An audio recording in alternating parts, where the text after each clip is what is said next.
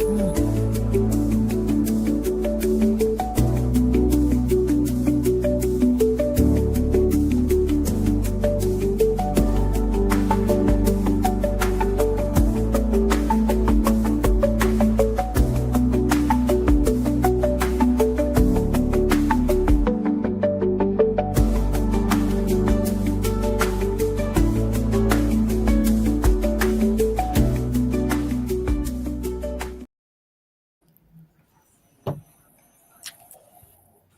Hello, good evening, and thank you everybody for joining us today. We're so excited. We'll be talking about um, creating stress and the importance of the value of stress. I thank God for Evangelist Velma Jean Bennett being on, and I thank God for Dr. Kim McKenzie being on. We appreciate her. How you doing, Dr. McKenzie? Wonderful. How's everybody doing? Doing Blessed, great. blessed. I'm going to Good. say a quick prayer because we're running a little late. And then we're going to have Dr. McKenzie because I know she put on first because she's got something else to do. And I appreciate her being on, and she's a real doctor. Gracious Father in heaven, we thank you for blessing. Thank you for being in your presence. We ask you to bless the words that will go forth on tonight and teach us how to minister to ourselves and to others. Bless us in Jesus' holy name. We thank God. Amen. Amen. Amen. I'm going to have uh, Dr. McKenzie go forth at this time. Amen. Good evening, everyone. It is a definitely an honor and a privilege to be on this call today to share um, information about stress, what stress looks like. Um, it's so great to see you, Dr. Roaches. It's good to It's been see a you while since too, I. baby. Yes, ma'am. Yes, ma'am. And everybody I that's love you, watching, girl. I love you too. I love you too. Um, and so I did briefly, you know, I loved the ministries that Dr. Roaches have and how she reaches a multitude of people and not just in one specific area, different areas of our lives. And so when we look at stress, I've often heard people, I'm too blessed to be stressed. Um, I don't have any stress in my life. I'm stress free and things like that. And from a, I guess, positive standpoint, those are good affirmations, right? So it's good to always speak positive, speak life into our own lives as well as others. But the truth of the matter is that we all have stress, and we look at stress as that, oh my God, I can't sleep at night. I'm having headaches. I'm tired. I've lost my appetite. I'm crying a lot. I'm having all these other issues that actually identifies what stress or depression or things like that looks like. But I just want to kind of open up your thought process and letting you know that stress doesn't necessarily have a look. It doesn't have a specific, um, thing that happened. Like you may not binge eat, you may not lose sleep, but we all deal with stress. And yeah, we may be accustomed to blocking out negativity, and we don't deal with people that cause any kind of triggers and trauma in our lives. But we live in a society where there is a lot of stressful things, a lot of ungodly things, a lot of things that is happening around us. And if you have a heart for people, empathy and compassion, we are hit with some of those stress factors. We all have those stress hormones in our bodies, and it's how we handle them. You may think that you don't have any stress, but you do. It's just the way that you handle those different stresses. It's like I don't think about it. And it's not necessarily a bad thing. It's not necessarily a good thing to say I don't think about it, I don't think about it. Because sometimes when we push things away, far, far away, or we don't want to deal with things and we think it's not worth our time, over time, they will surface. And sometimes they surface with a big punch to the gut. And then we say, I didn't realize that I was under that much stress, or I didn't realize that that thing really bothered me. Um, so, stress is not a bad thing. We look at stress like, oh, I don't want to identify myself with that bad word.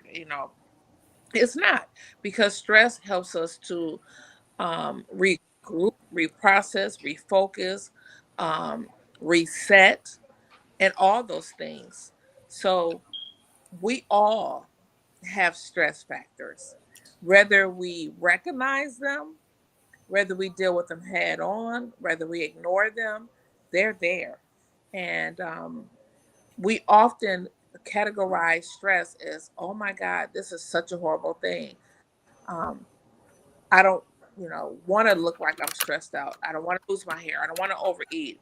I don't want to be so tired. I don't want to do that. But stress doesn't necessarily come in that form.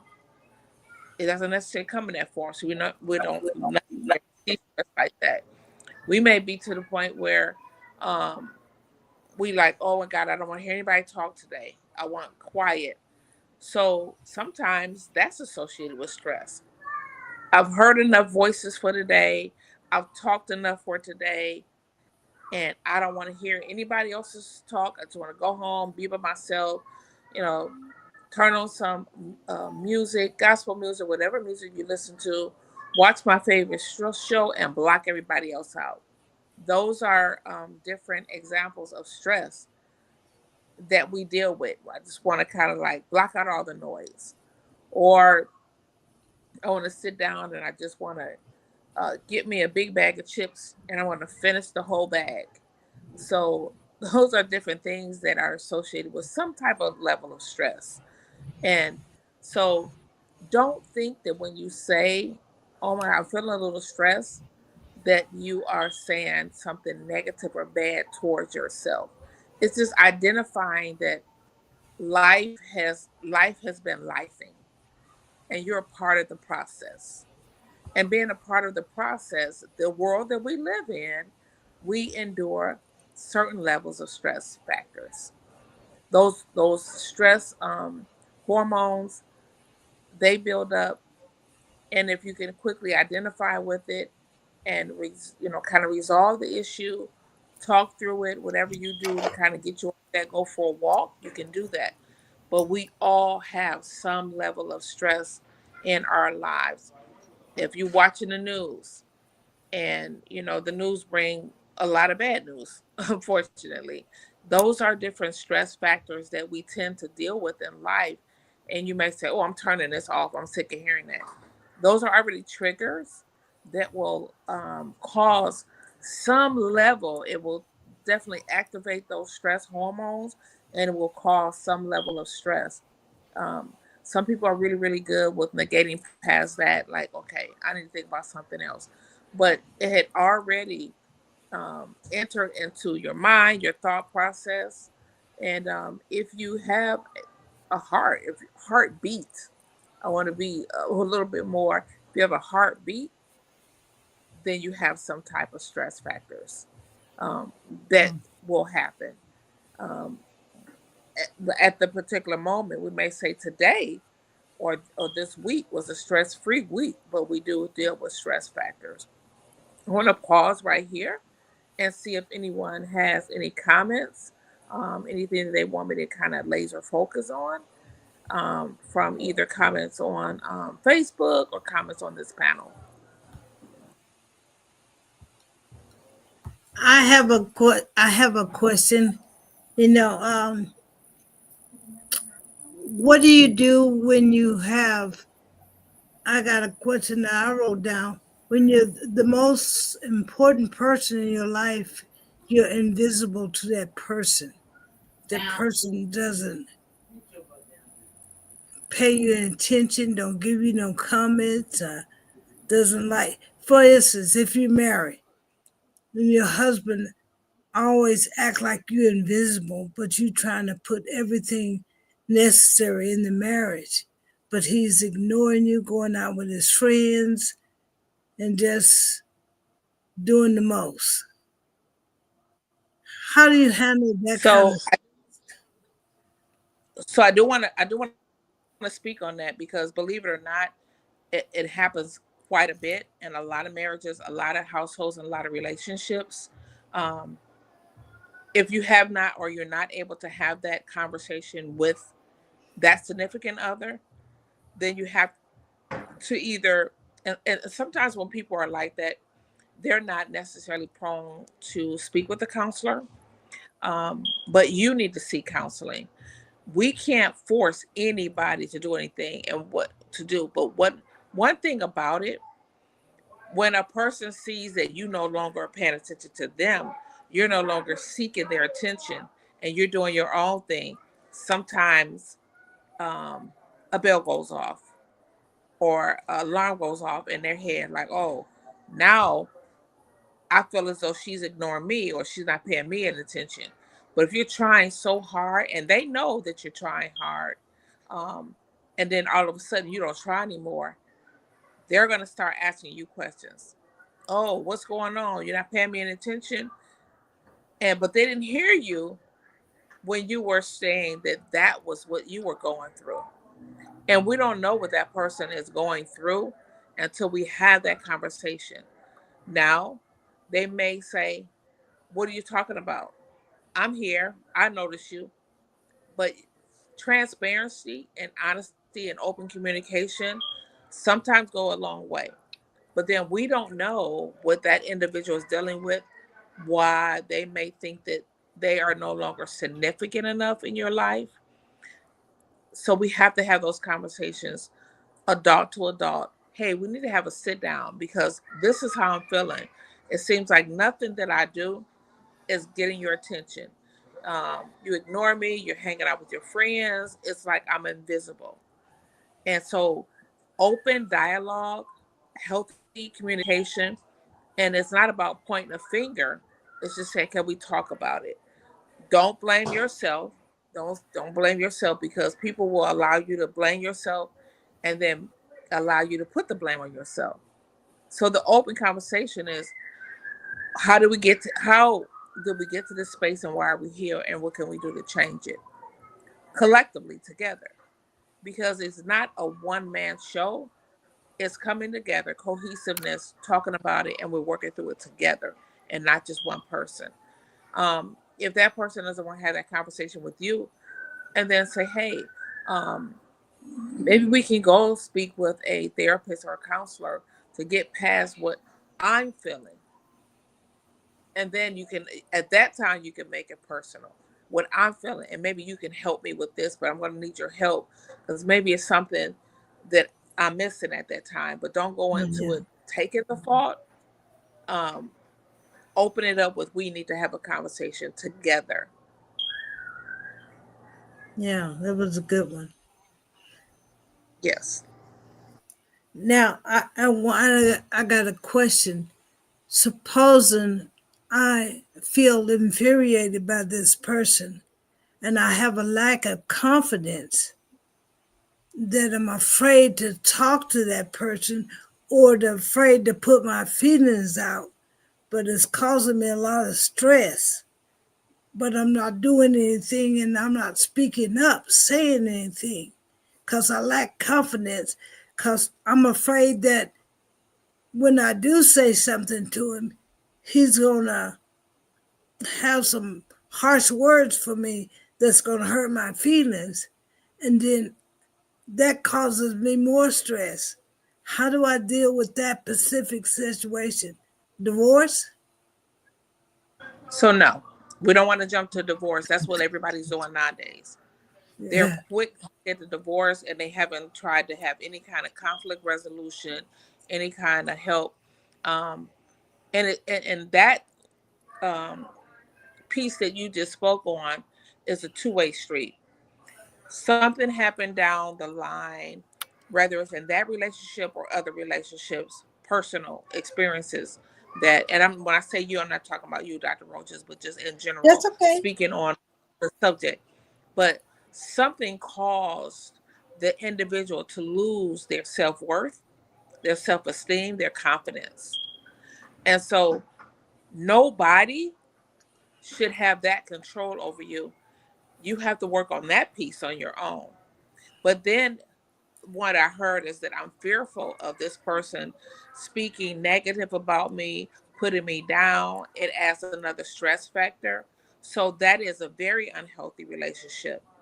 Again, we have to talk about it, and you have to be honest and say to that person, when you speak to me with those words, with that tone, um, sometimes it's unspoken and it's just a look of disgust. This is how it makes me feel. Um, you're hurting me. You're adding stress. You're causing my self-esteem to kind of diminish. And you have those conversations of how those actions, how those comments make you feel. And again, have that conversation. We have to be fair. A lot of times I want to talk to a counselor. I want to go to therapy. And the person is looking like, why?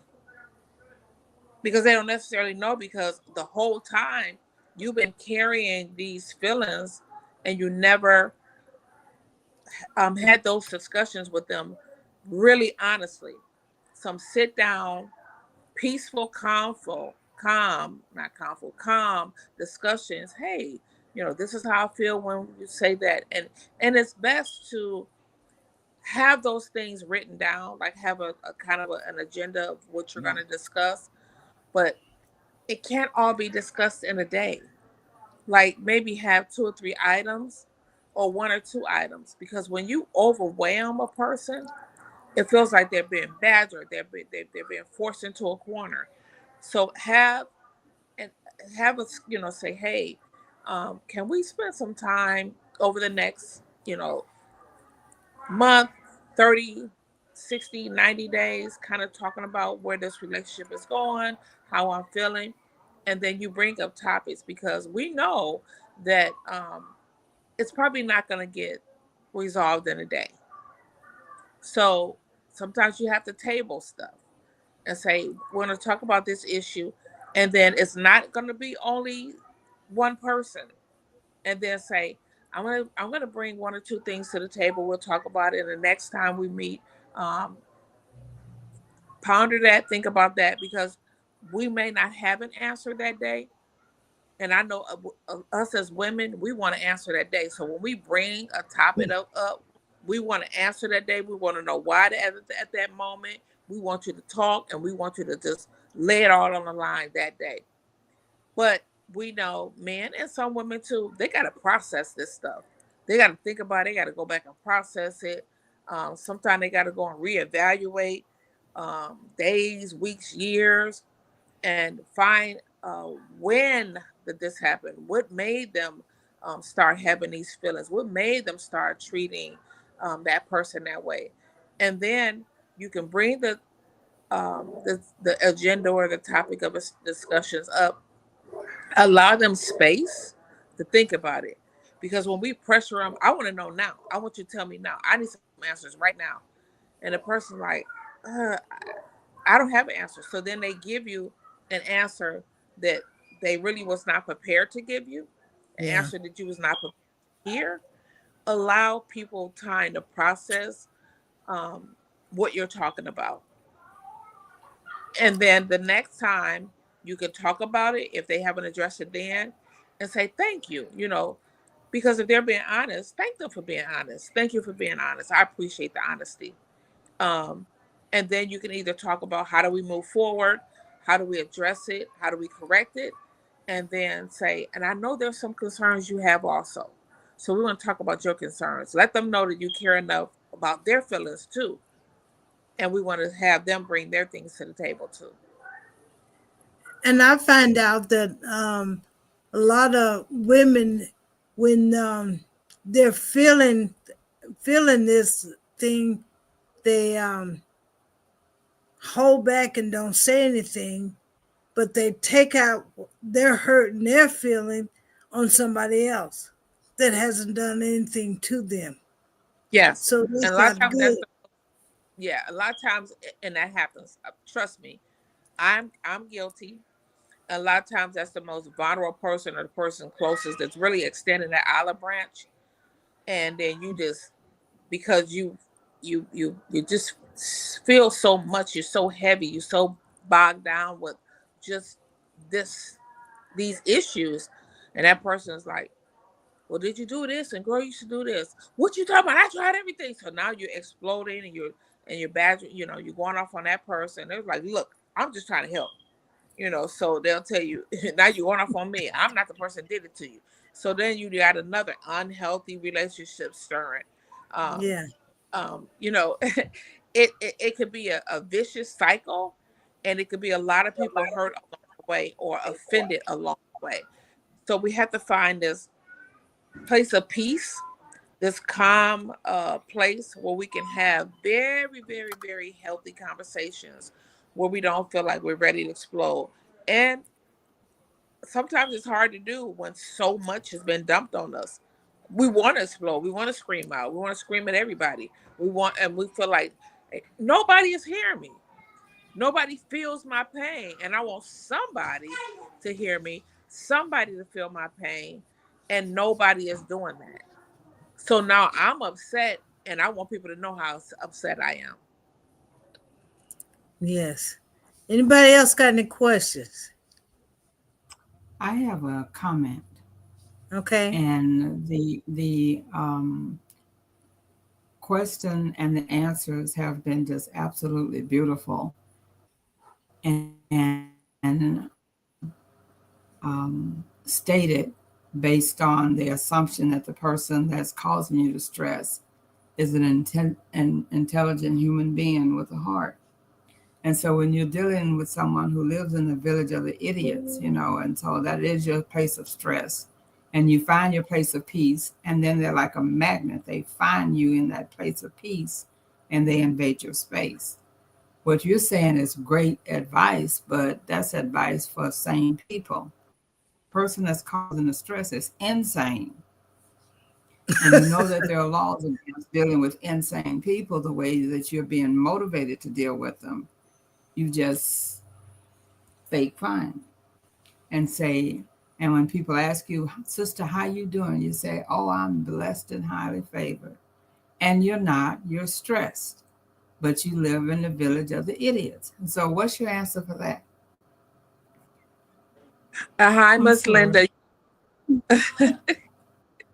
um, so I'm listening. we know situations like that is very, very difficult to deal with, because we all have a level, and I know y'all gonna cringe when I say this. We all have a level of insanity, and it's just one incident for causing us to be at that level. But then some people have a history that's been their life, that's been what they're accustomed to, um, and so I'm a big advocate on praying for God's shield and protection, and to blot out all the noise. So, but people thrive off of interrupting your peace, and especially those that are not so mentally sound or mentally mature. Um, they like for feathers to be ruffed. They like to have. They're not comfortable being in a peace environment. Sometimes that's their lifestyle. That's the way they were raised, and so being in that place of peace is not comfortable for them. It comes a time where we have to say, do I sever certain ties for the sake of my peace? And I can't answer that question for people, but your peace should mean the world to you. Your self sanity should mean the world to you. Because, and the reason why I say that, because if you don't take care of a lot of those areas, then you will notice your health will begin to shift. you'll start having inflammation. You'll start having headaches. You'll start having all kind of stuff. You may have weight gain or whatever the case may be. And you're like, okay, I take care of myself. I eat well, I eat healthy. I don't, go out and have fast food. But then I have this person that's not allowing me to be in this place of peace. And we just think I want this quiet time, this time to myself, this time where I don't have any drama and stuff like that. And we don't get it. We just think that our peace is being interrupted. But when our peace is being interrupted, our health is also um, warring against being healthy and unhealthy. Again, you have to let that person know. And whether they acknowledge it or come to their senses enough to know, yes, like you are literally interfering with my peace. I don't mean to be disrespectful or anything. My peace means everything to me outside of your relationship with God and your spirituality. But my peace, because when your peace is interrupted, believe it or not, your relationship with God suffers. Because now I can't meditate, I can't read, I can't do what I need to do. But see God first and ask for those instructions, directions, because sometimes people are like, look, I've been married to this person, God honors marriage for 10, 20, 30, 40 years. I'm not ready to end my marriage because of it. But nobody should really be in a very unhealthy relationship that's causing them, you know, their own sanity, their own peace, and their own relationship with God. Because after all, that part does suffer. Thank you. Again, transparency is everything. And that if that person no longer care and they because sometimes it's very intentional. People will come in and know that you in your special chair, minding your own business, doing your whatever projects you have, extracurricular activities on your computer, reading a book, whatever your quiet, peaceful space is. You don't hear from that person all day long. As soon as you get there, they want to come in and uh, clean pots together and make a bunch of noise and keep coming in and out and slamming doors. That is a trick of the enemy. So you want to rebuke that because it is a spirit. You want to rebuke that thing, I'm telling you. Because peace doesn't come easy these days. It does not come easy these days. And sometimes you got to take it by force. Demand it. Amen.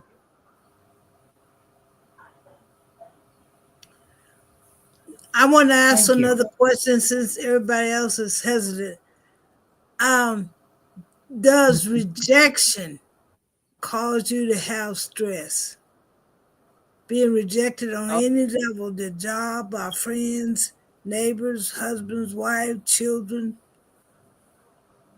That is one heck of a thing to say, because it will cause a level of this of not only stress but depression and everything, isolation. When you feel on the job, in your family, amongst your friends, that you have been rejected, it will affect your self-worth, your self-esteem, and it brings on stress, it brings on isolation, loneliness. You begin to worry, and what is it about me? Why do people feel that way about me? How come no one wants to be in my space? It is not a good feeling.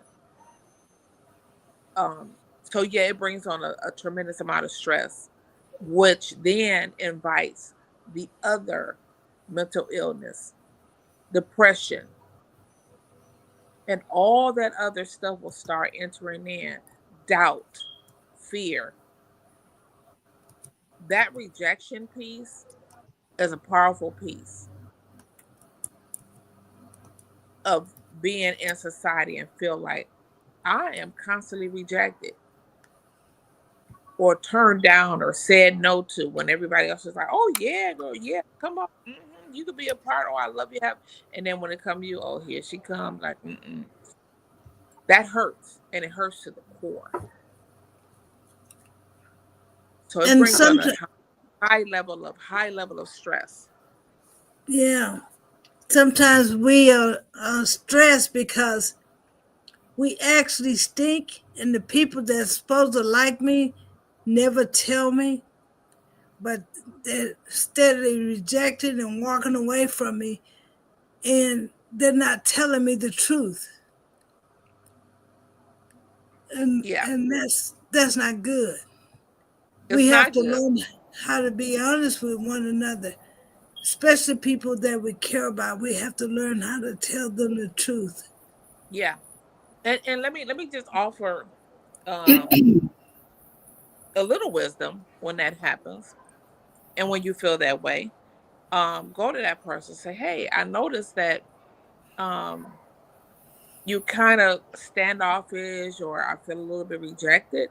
Now, a lot of people are not going to be honest. Oh, no, you're fine, everything is okay, you're fine. And so your response or your rebuttal would be like, well, what you're saying right now doesn't quite line up with your actions. And I'm the type of person that I hear what you say, but then when I look at your actions, it tells me otherwise. And I'm not going to take away the fact that you said what you said, and I want to hold you true to that. But I kind of need to see what you say to really line up with that. So now you're holding them accountable. I hear you. I respect what you said. I want to believe what you said. But now I need to kind of feel that and see it line up. Yeah. And so when you call them out and let them know, yeah, I heard you, it's questionable. And now I need to start seeing it. I need to start seeing you activate that. If that's really what you mean, then all those things are action words. But I need to see you start acting that way.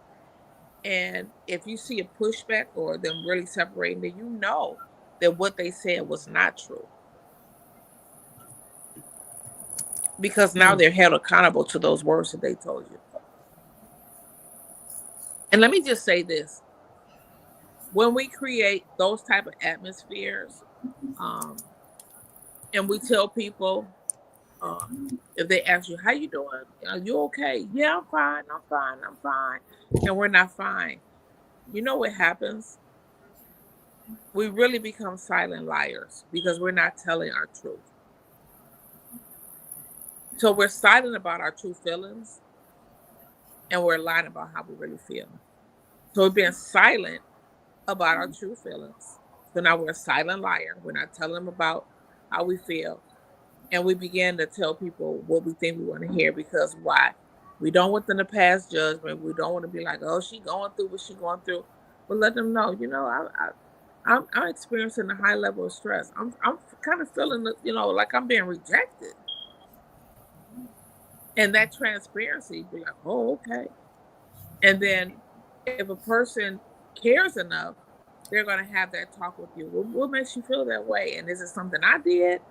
So that's a person showing some care and concern about your feelings. Because why? You're honest. Because they'll come back and say, well, sure, I asked her how she's feeling. She told me everything was good. And it really wasn't. That's where we make our mistake. We never want to admit that we're stressed out. Like Linda said, we're faking the fine, because we really going through something, but we feel in our mind that we can handle it, that we can deal with whatever situation that we're going through.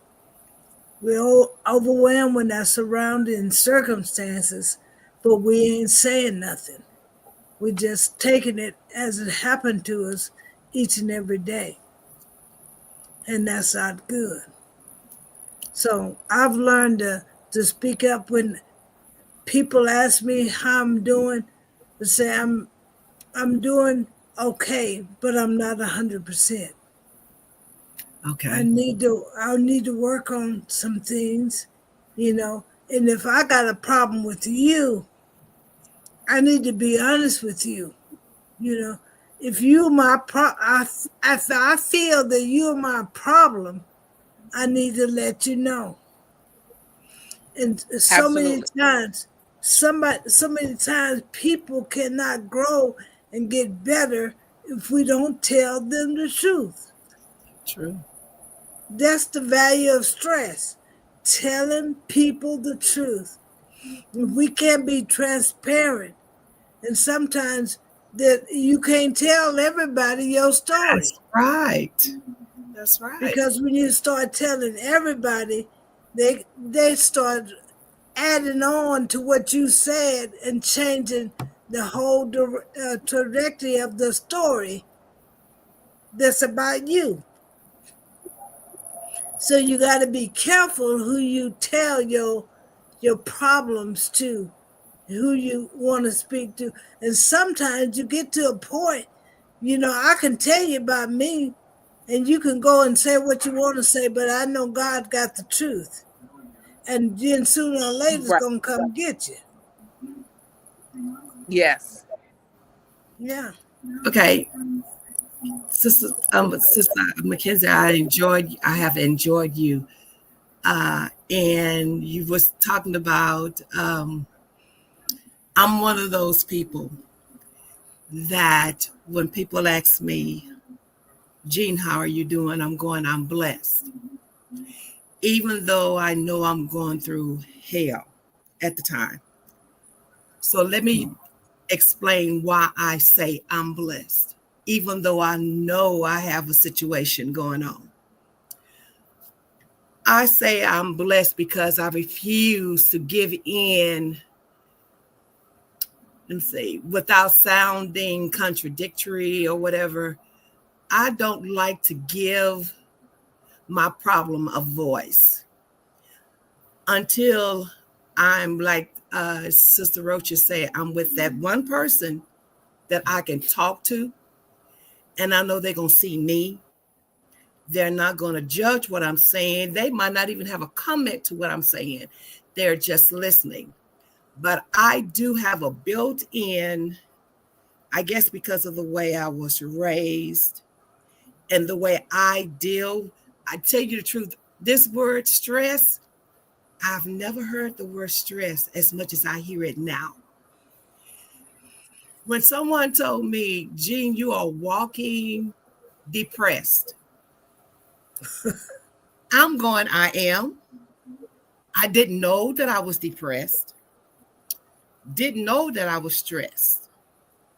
I just know that I was dealing with a whole lot of stuff. And I was dealing with it because of the grace that God was giving me. Like I say, those two words, depression and stress, those are not in my vocabulary. So I don't use those words, stress. Oh, you stressed. I am. Well, I didn't know that. You're telling me something I didn't know. Because the way I handle my situation is my faith is going to do my talking. I am blessed, regardless to the situation. Now, like I said, when I get a chance to tell somebody or that one person that I do talk to, I can be transparent with that one person. But as they say, y'all pray for me. I'm this type of person. Everybody don't have to know what I'm going through. Now, some people that know me can read me real good because I'm not going to show it in my face. I'm not going to show it in my actions. Okay. There was a time someone preached is how you situate yourself in your situation. Well, the way I chose to situate myself in my situation is not to dwell on the bad, because the enemy always wants to blow up what's bad. He wants you to see that more than you see the blessing, because there's a blessing even in your storm. There's a blessing in your storm. So I'm always looking at the outcome. I don't have already gone to the end and said, this too shall pass. What I'm going through, I look at it as a teaching tool. Okay, God, what is it that you want me to learn in this situation? there's something that he might be trying to get out of me, or something that he's allowing me to be tested so that I can be a testimony to someone else. So I am one of those that say I'm blessed, regardless of my situation. Because Sister Dorothy can tell you that I've given her things that I have gone through. And I flat out lost my mind behind it. But even with me losing my mind, I believe I said this already before, God gave me his mind. So I still looked at it as blessed, even though, like you said, I was losing my hair. Okay. But I was still functioning. I could not function. I had to function because I had small ones at the time. Okay. So I had to deal with that. So the way I approach situations in my life is, I know this looked bad and I want it to be better, but I always look at it as, what's the lesson in what it is that I'm going through? The value of your stress. What is it that you want? So there's a lesson, Sister Dorothy. Sometimes there's a lesson in your stress. God is either working something out of you, or it is a reason, because he's sending you, like he's sending me to the women. So he always said, why? How can you say I'm sending you to the women if you never go through anything? You hear what I'm saying? So, and he never said that this walk with him was going to be easy anyway. So, like I said, that proclamation that I make, I'm blessed, that helps me get through my situation. If you understand what I'm saying, that helps me. Now, everybody might not see it like that, but this is the way I see it. I'm blessed because in my head, although I might not be saying it to you, but in my head, this is the situation right now, and it came to pass, and this too shall pass. That's the way I handle situations. Sometimes I don't handle them good. Sometimes people really see, okay? But that's how I'm blessed gives me confidence that I'm coming out of this. I'm in it right now, but I'm coming out of it. And like I say, I always say, everybody's not Jean. This is the way, and a lot of times stress will make you build up walls. It's sometimes you want, like you said, you want to get by yourself. You want to be by yourself. You don't want to talk to nobody. Okay, you want to be by yourself. My go-to is music. I love music. My world. If I want to come out of that I'm dealing with, I get in my world. I turn on my music, and God is ministering to me through music. He's ministering to me. So what he's doing is he's giving me strength. So yes, I can say I'm blessed even though I'm going through hell. I say I'm blessed. And some people know otherwise. Jean, I know what you're going through, but when someone told me, say, Jean, I know what you're going through, but when I look at you, that gives me confidence that what I'm dealing with right now, I can go through it too. You see what I'm saying? So I don't want to make it sound like I don't ever go through stress, I don't have issues or anything like that. Yeah, because sometimes I used to teach cheering. Y'all say, forgive me for saying cheering. But in my last day of work, I'm saying, okay, God, let the time come on. Because the children was stressing me out to where I wanted to snatch one of them. Okay.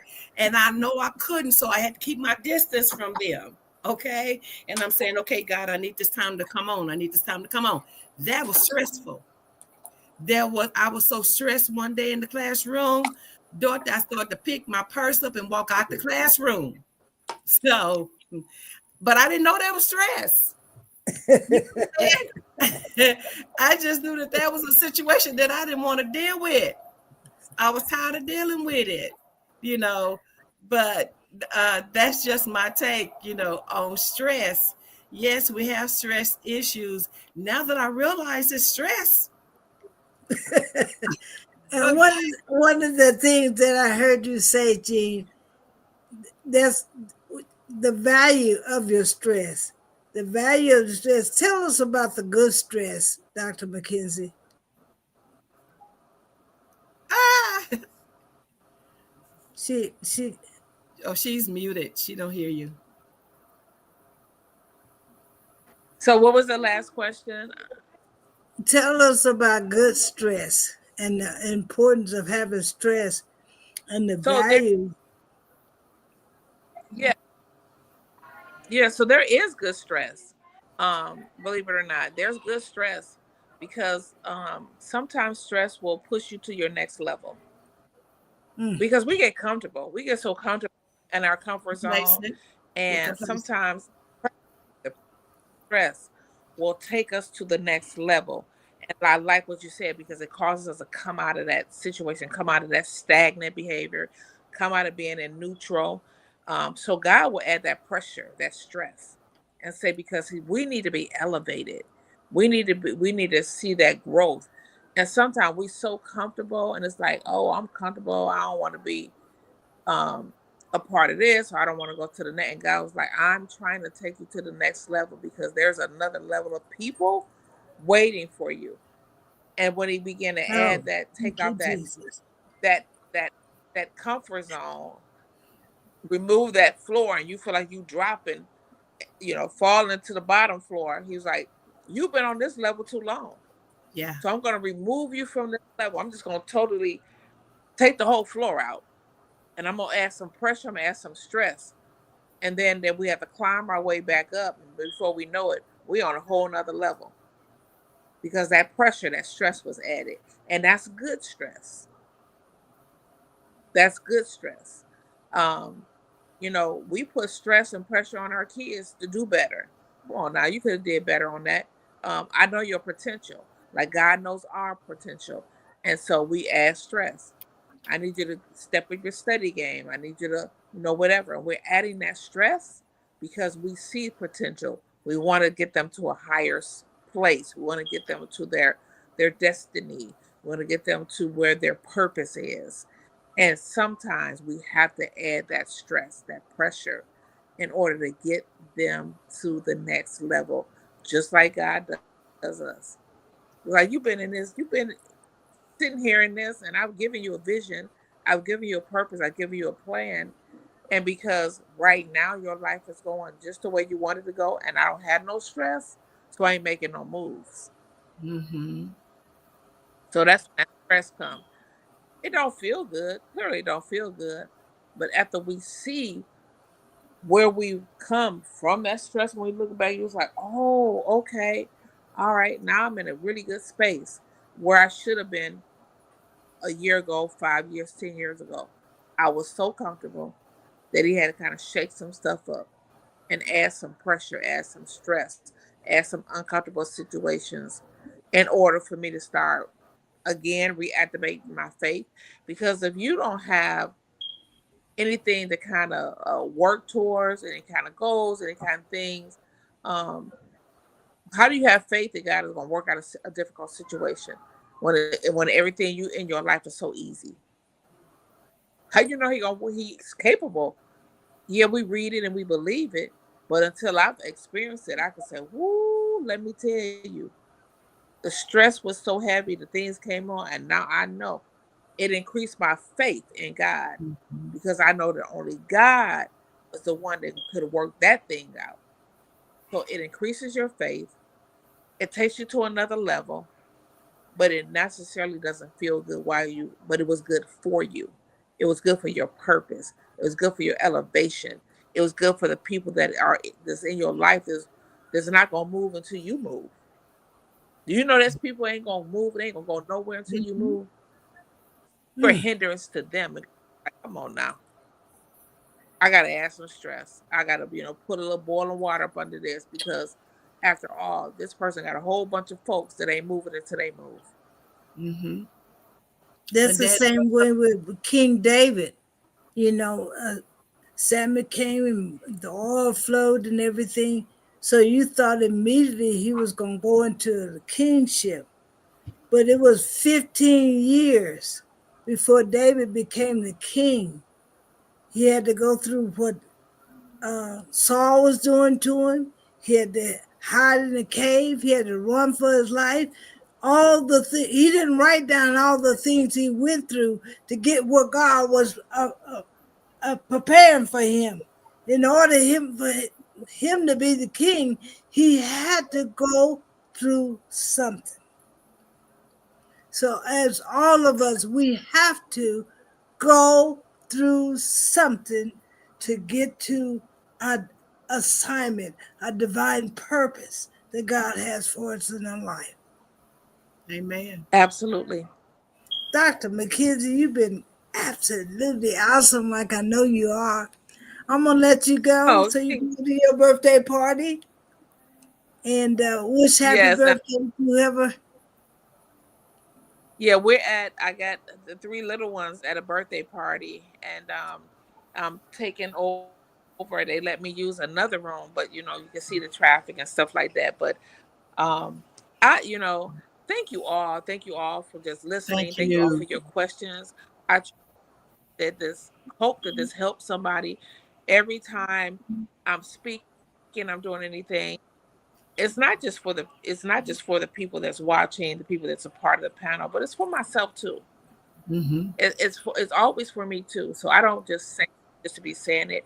I see how it can be applied to my life, my experiences, or just maybe some things that's coming down the fork for me, and then how to deal with those things.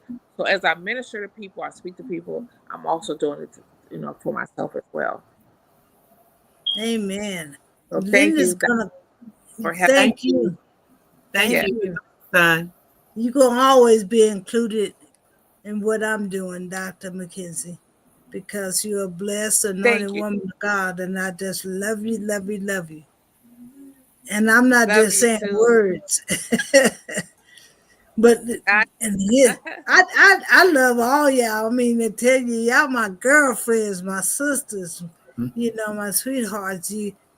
You treat me with honor and respect, and I thank God for that. Ain't but one person on this video is older than I am, and she is so full of wisdom. I thank God for her. She has so much wisdom. And a long time ago, I told her when I met her that you and I are going to do ministry together. And I don't know what she thought about that commitment, but that was about 10, 12 years ago, 15 years ago. And we still at it. Thank you, Jesus. And she's going to tell us tonight about our financial stresses. Because a lot of us go through financial stresses and we don't know how to deal with the financial stress. When you ain't got no money, but you got a lot of bills, a lot of things, and the economy going up and prices of food going up, cars, everything, you don't have everything you need. Linda's going to tell us how to deal with financial stress. Thank you, Linda. Thank you, Dr. McKinney. Have a great evening. All right. Thank you all for having me. Have a blessed evening. All right. See you soon. Thank you for that introduction, Dorothy, and evening to everyone. And she was saying that one other person that's on the video is older than she is, and I think she was talking about me. I went to a reunion recently, and after we did our circle of prayer to thank God for our food, the president of our family said, we went ahead and fixed so you and Uncle Corey can go. And I'm going, the elderly, are they here? He was talking about me, and I realized that I am the elderly now. So thank God for the blessing. As a matter of fact, this is a good segue into my first statement I want to share. Dorothy, do you have the PowerPoint? Yes, I do. She's just smiling. The first statement on our PowerPoint, I heard this in a song the other day, and I wanted to share it. And it says, "Age is not a defeat, but a victory." not a punishment, but a privilege. And so, yes, I'm 75, and I am so excited that even at this ripe old age, that I am still here, and I am victorious, and I am privileged, because when you get past the age of grace, first of all, that's where you are in the age of grace. But regardless to age or gender or circumstance, finances can cause you a lot of stress. So we're going to talk about how we can stop creating stress on your agenda.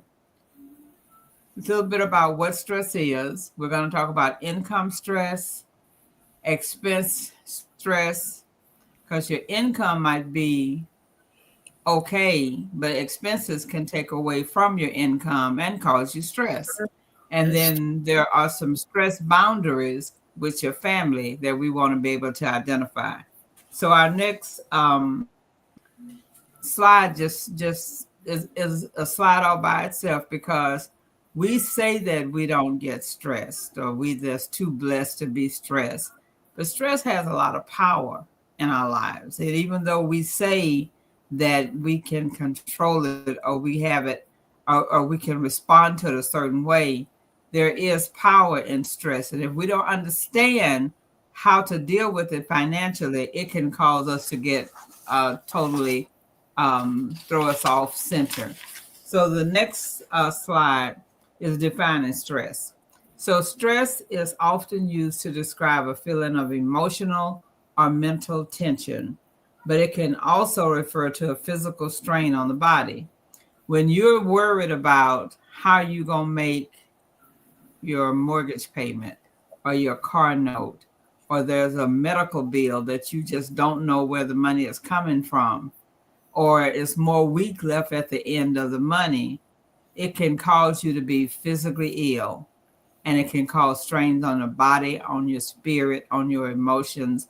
And we have to understand how to get control of that stress. So let's talk about how one of the ways is to be able to analyze your expenses. It's important that as good stewards that we compare our income with identify what the projected income is. You need to understand your expenses to develop a spending plan. This should be an annual exercise that starts well before retirement. We're going to get into that in a few minutes, but look ahead and estimate the income you expect to receive from various sources. If you have a paycheck, if you have a pension, or do you have Social Security, or do you have part-time work? Even though it appears to be consistent, there are outside forces that can negatively impact your income. And so if you don't have a good plan, then you've already planned to fail. So then figure out any potential gaps. If your living expenses is $7,000 a month and you're bringing in $6,970, then you might be experiencing a gap. The gap is the difference between how much you have coming in and how much you owe. So make sure that you understand that so you can overcome financial stress. Next slide. Financial stress typically occurs when an event that negatively affects financial standing. So most people experience financial stress at some point in their lives, whether it's due to personal reasons or an economic climate that creates a sense of scarcity or instability. If you're buying a new home, struggling with debt, losing a job, all of those things can cause significant anxiety. And if you're paying attention to what's going on in our society, that financial stress can be a real issue, because you can't control what's being decided for you, but you can control how you react to it. Next slide. So let's talk about some examples of stress. What about the stress of an upcoming deadline? It can cause you to lose sleep. You know that there's something that is due, like that report that I have to do tonight before I go to bed. And it can make you lose sleep, because even if you're in the bed, you're still thinking about what you have to do as soon as you get up, because you haven't completed an assignment. What about constant criticism? Can't that cause you to have some stress? People constantly nitpicking at everything that you do. You just cannot get a break, and you're already having all of these other issues. It can affect you. What about worrying about the welfare of a family member? That can cause you to lose your hair, and you wonder why your hair is coming out. It's not a physical thing. It might be a stress thing. What about financial stress that can cause you to lose your sobriety? You're so stressed that you used to not drink, but now you find yourself finishing off a whole glass of wine before you can go to sleep at night. Those are examples of stress. You're not dealing with it. You found something to deal with it that can have a negative impact. And then that last area is what was it? Listening to the daily news can cause stress and cause you to miss personal goals. If you get wrapped up in MSNBC, it can cause you to have stress that don't have nothing to do with you. Just listening to the drama that's going on, or watching a stress and getting caught up in it's watching a soap opera can get you caught up in stress. These are examples, and when these things are impacting you, it can make your money be funny. Next slide. So it's important that we set boundaries. There are people that know you, that know exactly when you get paid, and they are basing their welfare on whether or not you're going to contribute their lifestyle, their habits, their needs. And those people might be your spouse, it might be the kids, the grandkids, the great grandkids, it might be aging parents, it could be friends, it could be your church family, it can be the people in your network.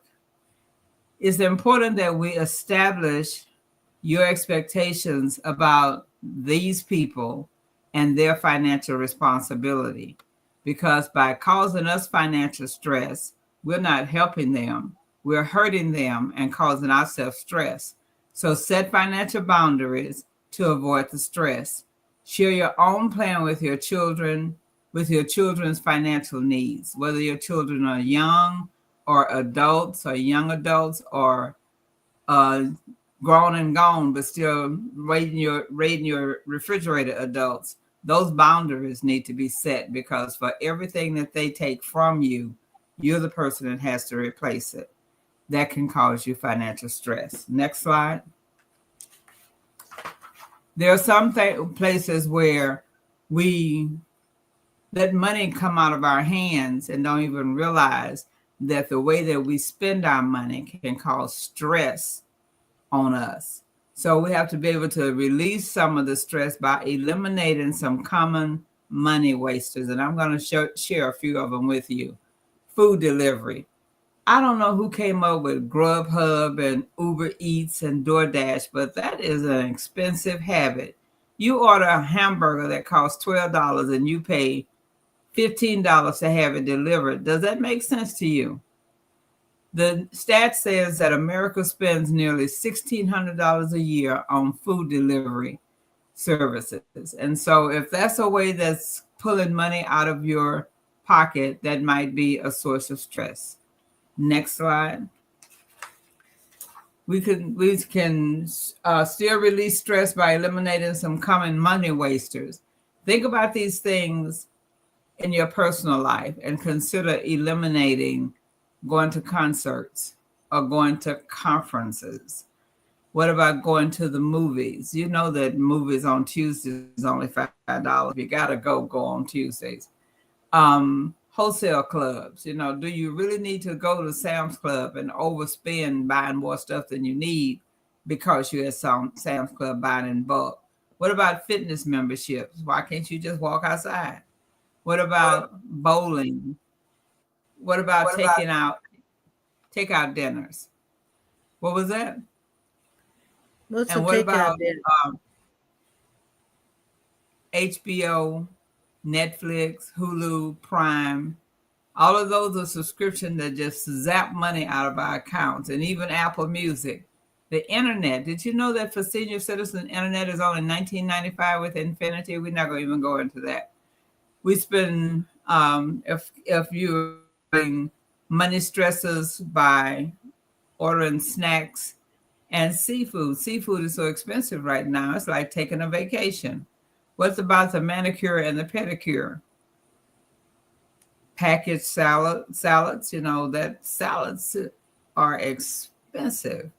What about water delivery? If these things are pulling money out of your fund, out of your household, consider eliminating them in order to have less stress on your finances. Next slide. Release stress by eliminating, it's the next one. The next one is extended warranties. Have you ever considered about the purpose of extended warranties and how much it actually costs you? A lot of products come with a standard warranty, and the manufacturer guarantees that it's going to last a certain period of time. And they will also guarantee that they will fix it or replace the item for free if it breaks down during the warranty period. But if you just purchase a new mobile phone, a refrigerator, or a car, chances are the seller offered you an extended warranty for a fee. And then they ask you to renew it automatically. And then you see a EFT to your account that you hadn't even anticipated on, and that puts financial stress on you. So do some research before you buy extended warranty. And what about bank fees? It's very convenient to grab money out of the ATM, but if you're paying $3.95 every time you take money out of your bank, and every time you use an ATM, you're spending $5.75 every time you get your own money. So that can add stress to your accounts. And so do some research and make some planning and know when you're going to pull out your cash, and then manage your cash so that you don't have to continue to pay bank fees. Next slide. What about energy vampires? A number of your devices that you use occasionally, like your computer, your printer, your TV, your coffee maker, they're quietly consuming electricity when you're not using them. If you don't monitor the energy that you use for items that are running, but you're not using them at the time, those are money stressors. So you can use a power cord that really dictates how much energy comes out of those items, and it cuts down on your energy bill. So do some research and see how you can cut some prices there, because we're trying to take stress out of the money that we lose in our budget. How about the next one? Water leaks. In addition to keeping you up at night, a faucet that's dripping will cost you money. Or a toilet or a shower head, it's going to drive up your water bill. A single faucet that leaks at a rate of 1 drip per second wastes 3,000 gallons of water per year, and that can cost you extra money. So if it's dripping, fix it so that it doesn't cause you financial stress. Next. Unnecessary groceries. Now, we've all been there. We go to the store and we buy some things and we stock up on things at the supermarket, especially if they got a sign in it that says for sale or reduced. And we bring it home and we store it in our refrigerator, store it in our cabinet, put it in it until it spoils, and we have no choice but to toss it out. If this sounds familiar, you're not alone. The average family of 4 tosses approximately $3,000 worth of uneaten food into the garbage each year. If that is you, please stop. And if you have $3,000 to waste, my Cash App address is no. And what about subscriptions? Have you ever gone through and seen what you pay for Microsoft 365, Adobe? What is that thing that, the iCloud, all of these subscriptions that you get online, it's easy to forget them. And more than 4 out of 5 Americans have at least one paid subscription that they don't use. So and especially if it's automatically deducted. 2 weeks ago, Best Buy, I had a contract with the Geek Squad 2 years ago, and they sent me an email saying, we have processed your annual fee of $399.99. And I'm thinking, oh my gosh, what happened? And they had actually, I guess when I signed up, I signed a statement saying, bill me annually, but it was 2 years ago. Fortunately for me, that account had been closed and they couldn't. I had to send them a note. This was an unauthorized charge. Please do not take this out of my account. But we have lots of those. Do some homework, clean up your backyard. Others can turn into money leaks if you're not watchful. That's so true. So financial peace after 55 is just ahead. These are just a few tips that I want to share with you, and then we will be concluded. So let's look at the next slide. What does it say? This one? The next one. Okay. So these are some things to do in order to be prepared so that you won't have stress in your life when it comes to money. You can avoid financial stress and position yourself for kingdom impact and personal stability if you create a post-retirement budget. Post means before. If you maximize your employer-sponsored retirement plan, if your employer is contributing to your retirement plan, increase that amount, because when you retire, your pension does not keep pace with inflation. And so if you don't have money already set up to account for inflation, you're shooting yourself in the foot. Open and fund an IRA. So if you are 7-ish, there's nothing wrong with starting another IRA, because if you live to be the ripe old age of 98, between 70 and 98, the economy is going to increase, and you're going to need that money that you're setting aside in the IRA. So think about that. Also, automate your savings. Set aside a system that zaps that money out of your account that you were spending on Netflix and Hulu, and it goes into a savings account for you. Eliminate high interest debt. A relative of mine needed a payday loan, and they gave him $600. I asked him how much he was going to have to pay it back. He says $2,600. I'm going, what? You're paying $2,600 to use $600, and you're paying $222 a month. What sense does that make? How much interest are you paying? And he says, I didn't even check. The interest was 588%. Oh my gosh. That can cause financial stress and put you in a position so that you will not have any piece of stability in your life. So stress test your retirement plan, explore income strategies, and ensure that your estate planning aligns with your goal. Make sure that you are positioning yourself for success. And then protect against risk. Consider getting a long-term care insurance policy while you're young enough to afford it. Once you pass 55, it's very expensive. And at some point in your life, you might need long-term care.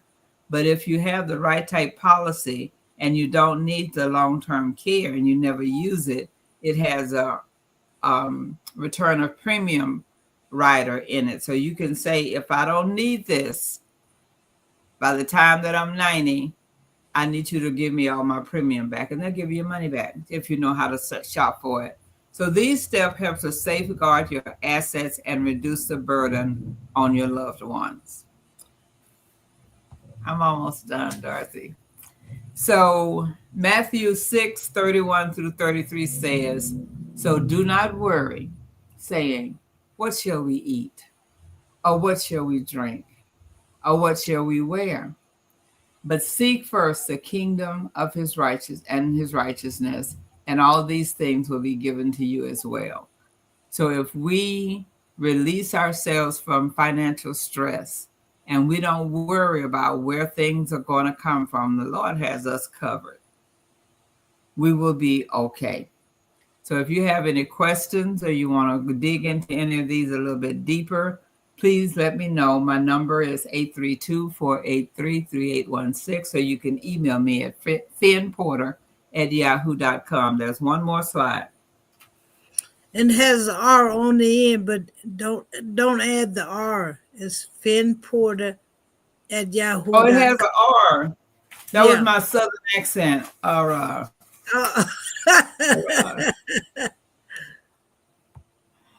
Okay. There was one last slide, I think. Yes, it says, be blessed, do not stress. And my God will meet all your needs according to his riches of his glory in Christ Jesus. Financial freedom is just ahead. Thank you so much for allowing me to share with you tonight.